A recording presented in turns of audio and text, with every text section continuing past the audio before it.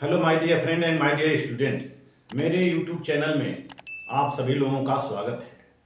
जैसा कि मैं आप लोगों को इसमें बीए सेकेंड ईयर और थर्ड सेमेस्टर का जो पहला प्रश्न पत्र है भारत में राजनीतिक प्रक्रिया के बारे में बता रहा हूँ। आज मैं आप लोगों को यूनिट थर्ड से लोकतांत्रिक विकेंद्रीकरण का प्रभाव बताने जा रहा हूँ कि जो लोकतांत्रिक विकेंद्रीकरण हुआ हमारे संविधान के द्वारा और 73वें और 74वें संवैधानिक संशोधन के द्वारा, उसका हमारे समाज पर और हमारे देश पर, हमारे राज्य पर प्रभाव क्या पड़ा।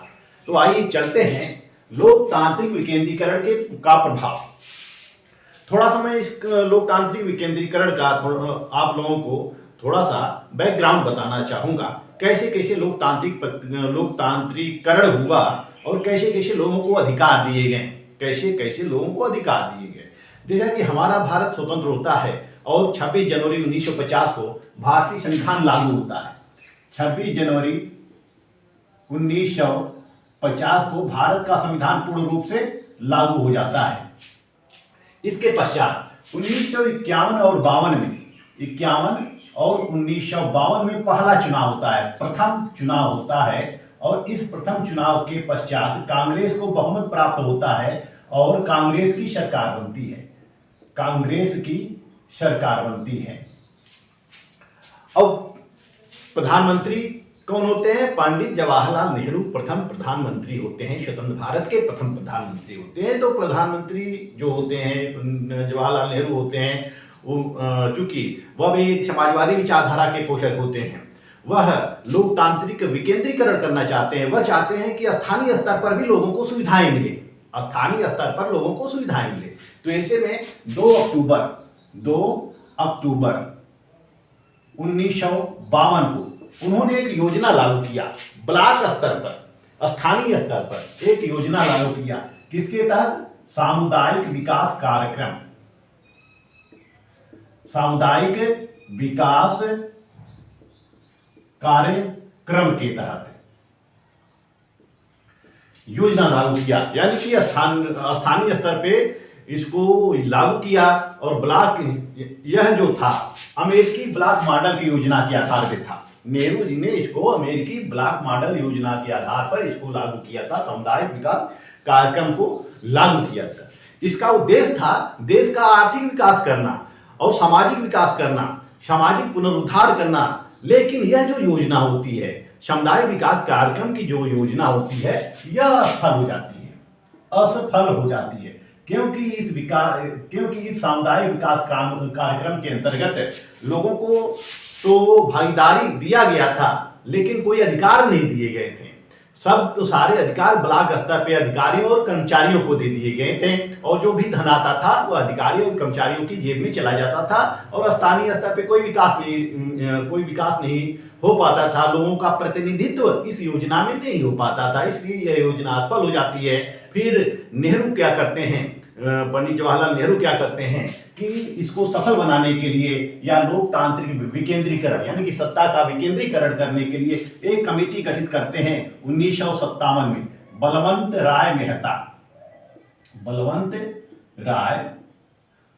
राय कमेटी, एक कमेटी गठित करते हैं बलवंत राय की अध्यक्षता में।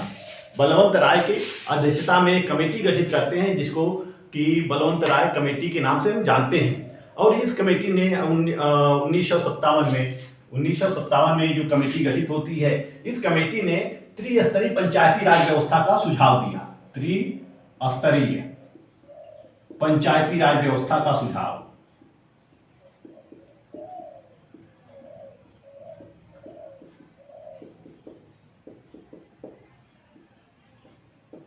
त्रिस्तरीय पंचायती राज व्यवस्था का सुझाव दिया और इसने कहा कि स्थानीय स्तर पर त्रिस्तरीय पंचायती राज व्यवस्था को लागू किया जाना चाहिए।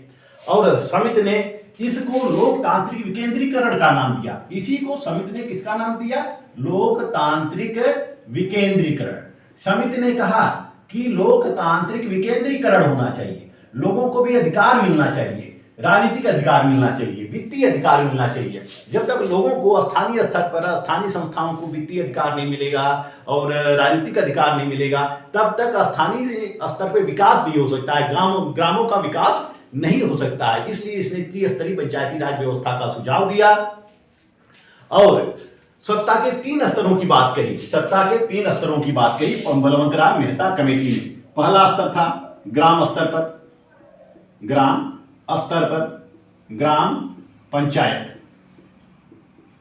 पंचायत क्षेत्र स्तर पे या प्रखंड स्तर पर, प्रखंड स्तर पर पंचायत समिति। तो इस तरह से बलवंत राय मेहता कमेटी ने त्रिस्तरीय पंचायती राज व्यवस्था का सुझाव दिया और इसको उन्होंने लोकतांत्रिक विकेंद्रीकरण कहा और 3 स्तर बताए। पहला स्तर जो होता है वह ग्राम स्तर पर ग्राम पंचायत, दूसरा स्तर जो होता है प्रखंड स्तर पर पंचायत समिति और जो तीसरा स्तर होता है जिला स्तर पर जिला परिषद या जिला पंचायत समिति होता है। और इस योजना को, यह योजना नेहरू जी को बहुत अच्छी लगी और एनडीसी को, एनडीसी यानी कि राष्ट्रीय विकास परिषद ने इस योजना को 12 जनवरी 1958 को संतुति दे दी। राष्ट्रीय विकास परिषद ने 12 जनवरी 1958 को इस योजना को संतुति प्रदान कर दी और इसको सरकार से लागू करने का सुझाव दिया और पायलट प्रोजेक्ट के तौर पर, पायलट योजना जिसको हम प्रायोगिक कहते हैं, प्रायोगिक तौर पर इस पंचायती राज व्यवस्था को सबसे पहले आंध्र प्रदेश के कुछ भागों में लागू किया गया। आंध्र प्रदेश के कुछ भागों में लागू किया गया। यह योजना जब धीरे धीरे सफल होने लगती है तो 2 अक्टूबर 1959 को राजस्थान के नागौर जिले में औपचारिक रूप से इसकी शुरुआत की गई। औपचारिक रूप से इसकी शुरुआत की जाती है 2 अक्टूबर 1959 को राजस्थान के नागौर जिले से औपचारिक रूप से इसकी शुरुआत की जाती है और फिर धीरे धीरे पूरे देश में इस योजना को लागू की जाती है। और जिस दिन 2 अक्टूबर 1959 को राजस्थान के नागौर जिले में लागू की गई, इसी दिन पूरे राजस्थान में लागू कर दी जाती है और धीरे धीरे इस योजना को पूरे देश में लागू कर दिया जाता है। जब पंचायती राज व्यवस्था 1959 में लागू हो जाती है तो यह कार्य करने लगती है, लेकिन समय समय पर सरकार के द्वारा, भारत सरकार के द्वारा इसको और अधिक कुशल बनाने के लिए, और अधिक दक्ष बनाने के लिए और लोगों का और अधिक भागीदारी सुनिश्चित करने के लिए समय समय पर विभिन्न कमेटियां गठित की जाती हैं। जैसे 1977 में अशोक मेहता समिति होती है, फिर 1986 में, फिर 1988 में एक समिति बनाई जाती है जिसको हम कहते हैं थुंगन समिति। और यह थुंगन समिति ने इसको संवैधानिक दर्जा देने की मांग कही। संवैधानिक दर्जा देने की मांग की थुंगन समिति ने और थुंगन समिति ने इसको सरकार को सुझाव दिया कि इसको संविधान में स्थान दिया जाना चाहिए और संविधान में पंचायती राज व्यवस्था के लिए 73वां और 74वां संशोधन होता है। 73वां और 74वां संशोधन होता है। 73वां 74वां संशोधन होता है। यह जो 73वां और 74वां संशोधन होता है यह 22 और 23 दिसंबर को लोकसभा के द्वारा पारित कर दिया जाता है। 73वां संवैधानिक संशोधन और 74वां संवैधानिक संशोधन यह 22 और 23 दिसंबर को लोकसभा और राज्यसभा के द्वारा पारित कर दिया जाता है और 20 अप्रैल 1993 को 73वें संशोधन पर राष्ट्रपति का सिग्नेचर हो जाता है। 20 अप्रैल 1993 को, यानी कि 20 अप्रैल को राष्ट्रपति का हस्ताक्षर होता है और इस 74वां संवैधानिक संशोधन को 1 जून 1993 को लागू कर दिया जाता है। और जब 17 राज्यों की सहमति मिल जाती है तो 24 अप्रैल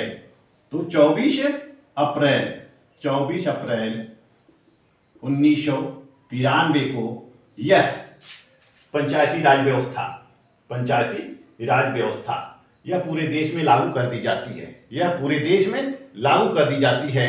और 73वां संवैधानिक संशोधन, तो 73वां संवैधानिक संशोधन पूरे देश में लागू कर दिया जाता है। इसी तरह से 1 जून 1993 को 74वां संवैधानिक संशोधन जो नगरीय प्रशासन से है, नगर पालिका परिषद, नगर पंचायत, नगर निगम इत्यादि से है, उसको 1 जून 1993 को लागू कर दिया जाता है। और हमारे संविधान में संशोधन करके भाग 9 जोड़ दिया गया, भाग 9 जोड़ दिया गया, भाग 9 और भाग 9 क, भाग 9 और भाग 9 क, और 11वीं और 12वीं अनुसूची जोड़ दी गई, जो कि 11वीं अनुसूची जो है वह पंचायती राज व्यवस्था से है, जिसमें 73वां संवैधानिक संशोधन अधिनियम से है। जो 12वीं अनुसूची है वह 74वां संवैधानिक संशोधन यानी नगरीय प्रशासन से है। इस तरह से ग्राम स्तर पे ग्राम पंचायत, पंचायत समिति और जिला परिषद हो गया। और जिला स्तर पे यानी कि नगर स्तर पर शहरी प्रशासन, जिसको हम शहरी प्रशासन कहते हैं, शहरी प्रशासन के अंतर्गत वहां भी त्रिस्तरीय पंचायती राज व्यवस्था बनाई गई। जैसे जो बड़े नगर हैं, जैसे दिल्ली है, बंबई है, कलकत्ता है, जो मेट्रोपॉलिटन सिटी है, उनके लिए महानगर निगम की स्थापना की गई है। दिल्ली महानगर निगम की स्थापना की गई है। जो छोटे, उससे छोटे हैं, उसके लिए नगर निगम की स्थापना की गई है। जो जिनकी संख्या उनसे कम है, उनके लिए नगर पालिका परिषद की स्थापना की गई है। और इसी तरह से निचले स्तर पर नगर पंचायत की स्थापना की गई है, नगर पंचायत की स्थापना की गई है। तो इस तरह से त्रिस्तरीय शासन व्यवस्था का उल्लेख हमारे संविधान में मिलता है, हमारे संविधान में किया गया है। त्रिस्तरीय शासन व्यवस्था को नगरीय स्तर पे और ग्रामीण स्तर पर लागू किया गया है। तो यह जब लागू हो जाता है तब से यह 1993 से यह कार्य कर रहा है। अब हम देखते हैं what is impact of democratic decentralisation. इसके प्रभाव को देखते हैं कि इसका प्रभाव क्या हुआ हमारे देश के अंतर्गत जब पंचायती राज व्यवस्था लागू हो जाता है, यानी कि स्थानीय स्तर पे और शहरी स्तर पर। तो यह क्या होता है, शासन का विकेंद्रीकरण हो जाता है, यानी कि लोकतंत्र डेमोक्रेसी का विकेंद्रीकरण होता है। यानी कि केंद्र स्तर पे सरकार है जिसको हम संघ सरकार कहते हैं, केंद्र स्तर पे एक सरकार है जिसको हम संघ सरकार कहते हैं। इसी तरह से स्थानीय स्तर पर सरकार है जिसको हम स्थानीय सरकार कहते हैं। मध्यवर्ती स्तर पे सरकार है जिसको हम राज्य सरकार कहते हैं। यानी केंद्र सरकार के लिए चुनाव होता है, संघ जिसको हम संघ सरकार कहते हैं उसके लिए भी चुनाव होता है, राज्य सरकार के लिए भी चुनाव होता है, और जिला सरकार यानी कि जिला पंचायत परिषद या नगर निगम, जिनमें नगर निगम भी है और जिला परिषद भी है, वहां भी चुनाव होता है। स्थानीय स्तर पर ग्राम पंचायत का भी चुनाव होता है। तो यह निर्वाचन आयोग के द्वारा समय समय पर चुनाव कराया जाता है।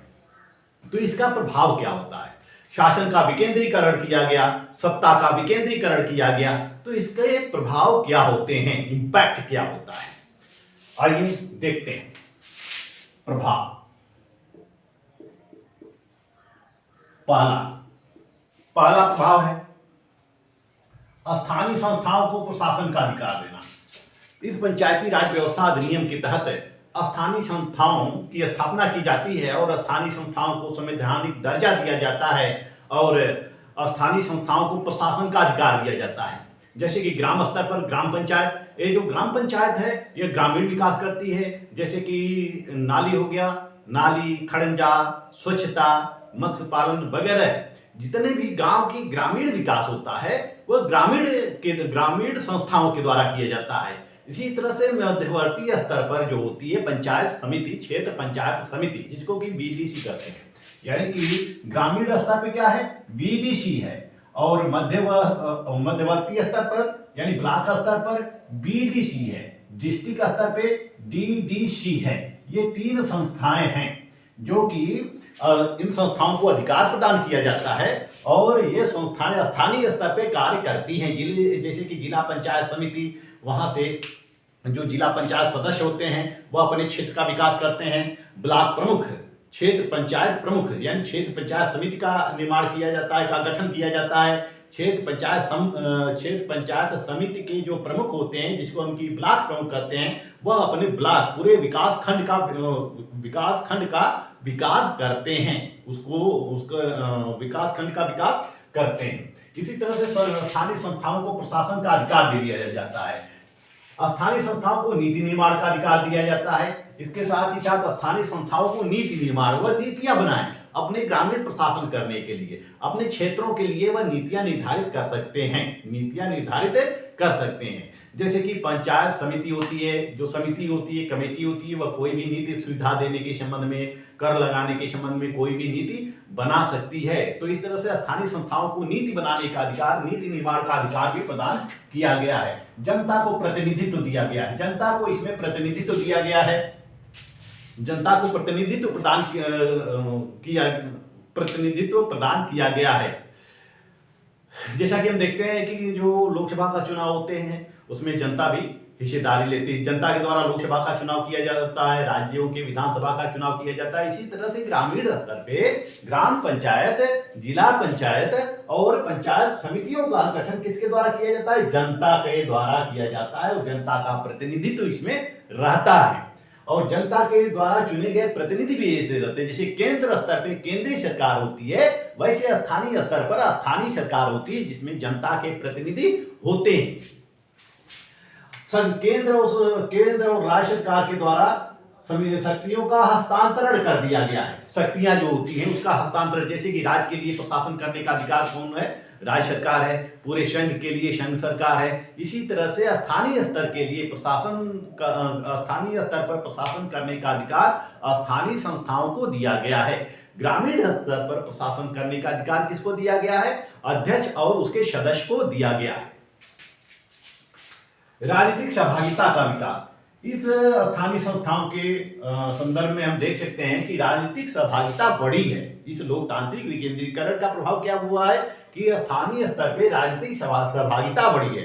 स्थानीय स्तर पे सभी लोग चुनाव में हिस्सेदारी करते हैं, राजनीतिक गतिविधियां करते हैं। सभी लोग जागरूक हो गए हैं अपने अधिकारों के प्रति, अपने कर्तव्यों के प्रति, सरकार की नीतियों के प्रति सभी लोग जागरूक हो गए हैं और वह राजनीति में भागीदारी लेना सुनिश्चित करने लगे हैं। जैसे स्थानीय स्तर पर हम देख सकते हैं कि पंचायत का चुनाव होता है। पंचायत के चुनाव में देखते हैं कि स्वतंत्र होते हैं। प्रधान का चुनाव लड़ने के लिए, पंचायत समिति के सदस्य का चुनाव लड़ने के लिए, जैसे कि प्रधान का, बीडीसी का या ब्लॉक प्रमुख का या जिला पंचायत का चुनाव लड़ने के लिए सभी लोग स्वतंत्र होते हैं और सबके समर्थक होते हैं, प्रस्तावक होते हैं, विरोधी होते हैं, समर्थक होते हैं। तो इस तरह से स्थानीय स्तर पे राजनीतिक गतिविधि क्या होती है? बढ़ गई है। स्थानीय स्तर पे राजनीतिक गतिविधि बढ़ी है, लोग राजनीति में हिस्सा लेने लगे हैं। इसी तरह से ग्रामीण नेतृत्व का विकास हुआ है। ये जो नेतृत्व है यह ग्रामीण स्तर पर भी नेतृत्व का विकास हुआ है। जो व्यक्ति ज्यादा कुशल होता है, ज्यादा दक्ष होता है, वह ग्रामीण स्तर पर नेतृत्व को विकसित करता है, वह नेतृत्व करता है और नेतृत्व करके ग्रामीण स्तर पर वह समाज को नई दशा और दिशा प्रदान करता है। इसी तरह से वह जो कुशल व्यक्ति होता है, स्थानीय संस्थाओं का चुनाव लड़ता है, स्थानीय संस्थाओं का विकास करता है, उसका उद्धार करता है, वह जब केंद्र स्तर पे, राज्य स्तर पे जाता है तो नेतृत्व करने की क्षमता विकसित होती है, कार्य कुशलता विकसित होती है, बोलने की क्षमता विकसित होती है, सही और गलत में भेद स्थापित करने की क्षमता विकसित होती है। यानी कि नेतृत्व का विकास होता है, वह लोगों का नेतृत्व करते हैं।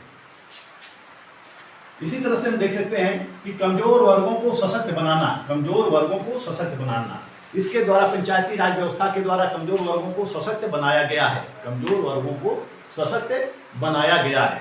जो कमजोर वर्ग कौन होते हैं? कमजोर वर्ग जैसे कि महिलाएं हैं, यह कमजोर वर्ग में आती हैं महिलाएं। और इसके अलावा ओबीसी कमजोर वर्ग में, एससी और एसटी ये भी कमजोर वर्ग में आते हैं। तो इस स्थानीय संस्थाओं के द्वारा महिलाओं को भी 1/3 आरक्षण दिया गया है और ओबीसी और एससी एसटी को 50% आरक्षण दिया गया है स्थानीय स्वशासन में, स्थानीय पंचायती राज व्यवस्था में। हम देखते हैं पंचायती राज व्यवस्था में जो सीटों का आरक्षण होता है वह रोटेशन वाइज बदलता रहता है, रोटेशन वाइज वह बदलता रहता है। कभी कोई सीट होती है तो सामान्य की होती है, कभी एससी की हो जाती है, कभी एसटी की हो जाती है, या कभी महिलाओं के लिए भी आरक्षित कर दिया जाता है। तो कमजोर वर्ग जो होते हैं उनको सशक्त बनाकर राजनीति में उनकी भागीदारी सुनिश्चित किया जाता है, कमजोर वर्गों का भी विकास किया जाता है। कमजोर वर्गों के अंदर भी नेतृत्व की क्षमता आ सके, उनकी भी राजनीतिक सहभागिता बढ़ सके, वह भी शक्तियों का उपयोग कर सके। तो इस पंचायती राज व्यवस्था के द्वारा या लोकतांत्रिक विकेंद्रीकरण के द्वारा कमजोर वर्गों को सशक्त बनाया गया है। जनता की नीति निर्माण में भागीदारी, जनता भी अब नीति निर्माण में हिस्सेदारी करने लगी है। जैसे कि ग्रामीण स्तर पर हम देख सकते हैं कि जो ग्राम पंचायत समितियां होती हैं या विभिन्न प्रकार की जो समितियां बनाई जाती हैं, उन समितियों में जनता को भी रखा जाता है। उस समितियों में जनता को रखा जाता है, केवल प्रधान या सदस्य नहीं होते हैं, वार्ड मेंबर केवल नहीं होते हैं, बल्कि जनता के अन्य लोग भी, गणमान्य लोग होते हैं, प्रबुद्ध वर्ग होते हैं, शिक्षित वर्ग भी उस समिति में स्थान प्राप्त करते हैं और उनके द्वारा नीतियां निर्माण किया जाता है, नीति निर्माण किया जाता है। यह क्या है, ये सैद्धांतिक रूप है, लेकिन व्यवहारिक रूप कुछ और होता है। व्यवहारिक रूप क्या होता है कि प्रधान जो चाहे वो कर लेता है। दक्षता का विकास हुआ है। इस लोकतांत्रिक विकेंद्रीकरण से दक्षता का विकास हुआ है, कार्यकुशलता का विकास हुआ है, क्षमता का विकास हुआ है, उत्तरदायित्व की भावना लोगों के अंदर आई है। यानी कि लोग अब दक्ष हुए हैं, अपने कार्यों को करने में दक्ष हुए हैं, अपने कार्य और दूसरे के कार्यों को भी कराने में दक्ष हुए हैं। कार्य कुशलता उनके अंदर आई है, कार्य करने की कुशलता उनके अंदर आई है, क्षमता का विकास किया है। यानी कि अब अनुच्छेद 15 में जो स्थापित है, धर्म, मूल, वंश, लिंग, जाति के आधार पर भेदभाव से प्रतिषेध है, इसको समाप्त किया गया है। अब हमारे समाज में इस पंचायती राज व्यवस्था के द्वारा समता की स्थापना आई है और इस आरक्षण के द्वारा समता की व्यवस्था आई है। अब महिला और पुरुष समान है, जातियों में कोई विशेष अंतर नहीं है, कोई भी जाति, किसी भी जाति का व्यक्ति है वह कोई भी चुनाव लड़ सकता है। तो इस तरह से समानता की स्थापना आई है, स्वतंत्रता का विकास हुआ है, उत्तरदायित्व की भावना का विकास हुआ है। जिसको जो पद मिलता है वह अपने पद के अनुरूप कार्य करता है, पद के अनुरूप, नीतियों के अनुरूप वह समाज का विकास करता है, राज्य का विकास करता है, स्थानीय स्तर पे विकास में वह योगदान देता है।